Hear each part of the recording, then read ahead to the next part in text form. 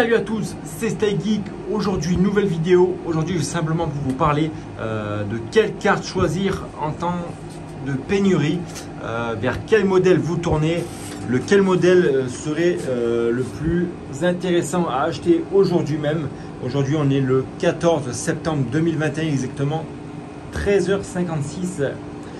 Alors simplement, donc comme vous le savez, la pénurie a fait que les cartes sont extrêmement dures à trouver. Vous ne trouvez plus de 3080, vous ne trouvez plus de 3080 non LHR. Là, c'est d'une 3080 non LHR, ça c'est une LHR. Donc ça, vous en trouvez. En termes de prix, on est sur plutôt 1300 €, donc ça reste vraiment cher. Donc voilà, avant de continuer, je vous montre un peu le water cooling que j'ai fait. Voilà, donc c'est mon premier water cooling custom. Je me suis démerdé tout seul. Il y a mon poteau Julien qui m'a aidé, qui m'a filé un coup de main à distance, mais voilà. Donc normalement il devait y avoir deux radiateurs, un en haut et en bas. Le deuxième radiateur n'est pas arrivé, du coup je ferai la modification après quand il arrivera et du coup ça sera joli. Mais voilà, enfin bref, donc ça c'est rien à voir. Moi ce que je voulais vous dire c'était ça en fait. Du coup c'était actuellement pour moi les meilleures cartes graphiques sur le marché en termes de rapport qualité-prix MH. Ça reste les 1660 Ti, 1660 Super. Tout simplement pourquoi, vous allez me dire, parce que du coup ces cartes graphiques là on arrive à les trouver. Vous voyez celle-ci j'en ai acheté 4, j'en ai une cinquième qui arrive, qui va aller juste dans ce petit emplacement là. J'ai un rig qui arrive, une structure qui est fait exprès, c'est que là j'ai monté ça vraiment rapidement parce que j'avais rien sous la main. J'ai reçu les 4 cartes entre hier et aujourd'hui, donc il fallait que ça tourne. Des cartes qui ne tournent pas, ce n'est pas intéressant les amis. Donc du coup je vous avais dit hier dans la vidéo que du coup je laisserai tourner ce rig là sur NiceHash pour récupérer du Bitcoin. Cependant ça m'a trop stressé NiceHash, je vous dis la vérité, même si j'aime bien, franchement il n'y a rien de mal. Mais uniquement moi, comme mes cartes elles sont dans un local et que j'ai pas la main dessus la plupart de la journée, donc j'ai préféré passer ça sur iOS. Et du coup moi je peux regarder ça à distance depuis iOS, donc c'est plutôt pas mal. Donc là on est sur, je vous montre, on est sur de la 1660 Ti, donc MSI Ventus XS. Donc voilà, j'en ai commandé, je vais essayer de me faire un petit rig de 6. Donc normalement il y en a une autre qui arrive demain ou après-demain et après une autre. Donc je vais essayer de commencer par un rig de 6 et après j'ai acheté une carte mère, vous savez, pour 8 là, les BTC 37. Donc on va partir sur une BTC 37 avec 8 1660 Ti dessus. Donc je vais prendre que les mêmes modèles, ça marche très bien.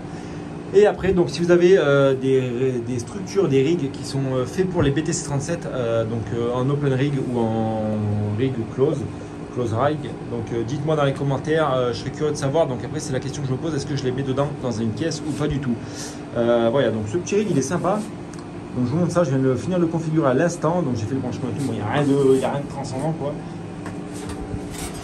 Voilà, donc là on est sur une Asus TUF B450 Gaming avec un Ryzen 5 3500X, 16 Go de RAM, une petite alimentation gigabit 850, donc ça va très bien. Alors je vous montre la vidéo, parce qu'à la base je voulais vous parler d'une vidéo de stabilité des rigs, qu'il fallait du coup avoir des rigs vraiment stables et tout, mais tout à l'heure dans le nouveau local vous voyez que j'ai donc le rig 5700, le rig de 3070 et le rig numéro 7 qui ont tous planté en même temps. Il n'y en a qu'un seul qui s'est reboot. Donc bref, donc voilà, ça c'est le petit problème. Il faut que j'y aille tout à l'heure pour le relancer. En même temps j'amènerai un nouveau rig. Et voilà, c'est pas la question. Donc le petit rig il est là, c'est le rig numéro 3. On va aller checker ça. Ouais, le petit rig numéro 3. Donc vous voyez les 1660 Ti. Je trouve qu'elles sont vraiment pas mal. Donc là il faut que je rebaisse la power limit à 75. Alors si ça marche tout de suite, parce que là, je suis passé en Wi-Fi avec cet ordi. Donc voilà, donc pour moi elle marche très bien. Vous voyez 30 mAh pour 75 watts. Voilà, il faut que ça redescende, mais voilà, on est à 30 watts, 30 mAh pour 75 watts. Je les ai payés 409 €, à savoir que d'occasion, j'en ai acheté une d'occasion, je l'ai payé 320 €, donc il y a largement de quoi faire. Du coup on est large, hein, vous voyez 532 watts pour 218 mAh, là vous pouvez voir ici. Donc on est aux alentours à peu près des 600 watts si on compte vraiment un peu plus large. Donc 600 watts, 218 mAh, c'est plutôt pas mal. À savoir que j'en ai deux autres qui doivent arriver. Donc on aura un rig complet de 6 1660 Ti MSI. Donc ça va être vraiment joli. Après je vais essayer d'en avoir 8. Et pourquoi pas après partir sur 12 MSI Ventus. Il faut que je les trouve. Le plus dur c'est de les trouver maintenant parce que j'ai liquidé le stock du coup d'un site internet. Je leur ai tout pris. J'en ai encore d'autres qui arrivent. Mais voilà. Et là ils ont repassé les prix à 559 €. Donc je les ai eu à 409 €. Pour moi c'est un très bon prix. Si vous faites 409 et 409, ça vous fait 816, 8 et 8, 16, non 9 et 9, 18, donc 818 € pour 60 mAh. Donc actuellement si vous voulez acheter 60 mAh, on est aux alentours pareil, c'est exactement les mêmes prix pour les 3060 Ti, 3070, mais encore une fois, il faut les trouver, il faut réussir à choper le stock. Donc pour moi c'est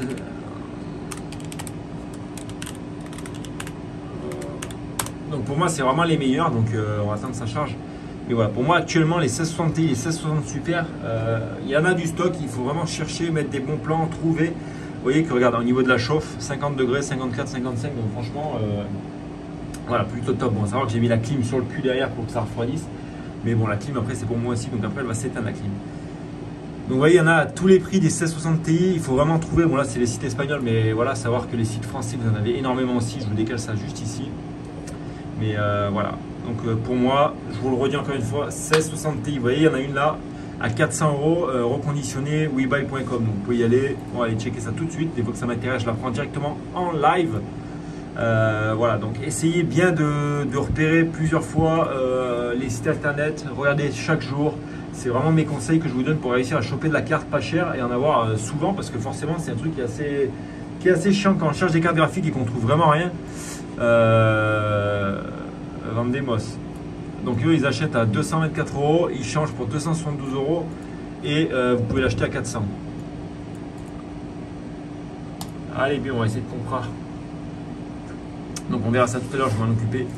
Et voilà, donc 1660 Ti, 1660 Super et de la 2060, les RTX 2060, c'est exactement les mêmes puces au niveau de la puissance, je parle bien sûr. Et voilà, un brick comme ça, c'est vraiment la folie. Donc ça va être mes petits conseils d'aujourd'hui. Achetez de la 1660, n'ayez pas peur, ne vous dites pas dans votre tête que 400 €, forcément ça va être peu pour 30 watts, enfin pour 30 mH. Il faut voir simplement que 30 mH à 400 €, ça correspond à 60 mH à 800 €. C'est comme ça qu'il faut raisonner, parce que forcément les 3070 vous n'en avez plus, 3060 Ti vous n'en avez plus, 3080 il n'y en a plus, ou alors elles sont disponibles à des prix ahurissants, donc forcément là vous avez du stock, vous avez de la disponibilité, donc foncez. En plus regardez comme c'est joli, en plus vous pouvez acheter les mêmes, donc c'est vraiment le top les gars, je vous dis, je vous conseille d'acheter ces cartes là, et là c'est vraiment le gros bébé ça, des rigs de 3080 comme ça se fait plus les amis, ça se fait plus. Bon, en tout cas, j'espère que cette petite vidéo conseil vous a plu. C'est une vidéo rapide, efficace, nette et précise. Moi, je vais me dépêcher de foncer à mon local, rallumer mes deux rigs. Parce que qui dit un rig qui ne tourne pas dit rig de perte. Et je vous montre aussi la stabilité parce que certains me demandent est-ce que tes rigs sont stables? Est-ce que tu les redémarres souvent? Donc, je vous montre. Donc là, mis à part ces deux rigs qui viennent de planter avec une coupure de courant, normalement, mes rigs la plupart sont très stables. Bon, m'en voulez pas, je suis en Wi-Fi là. Alors, vous voyez, comme je vous montre, la plupart des rigs sont très stables. Donc, on a 4 jours, 21 heures. On a 5 jours et 4 heures. On a, bon, celui-là, il vient de la redémarrer, je l'ai dit. On a 6 jours, 21 heures. Lui, 14 minutes, c'est celui que je viens de brancher. Et lui, le dernier, on a 10 jours, 21 heures. Donc, normalement, oui, ils sont très stables. Comme je vous dis, vous n'avez pas besoin d'y toucher derrière. Ça tourne en permanence sans avoir besoin d'y toucher. Bon, voilà, c'était tout. C'était Style Geek. Je vous remercie pour cette petite vidéo. Et surtout, n'oubliez pas, abonnez-vous, pouce bleu, commentaire et le partage. Ça fait toujours plaisir. Et je vous fais cette petite image de fin. Dites-moi dans les commentaires si vous kiffez ce petit water cooling avec cette petite carte. Donc là, on est sur un Ryzen 5 5600X 3080 Aorus LHR bien sûr et water cooling complet de chez Corsair. Donc le X305.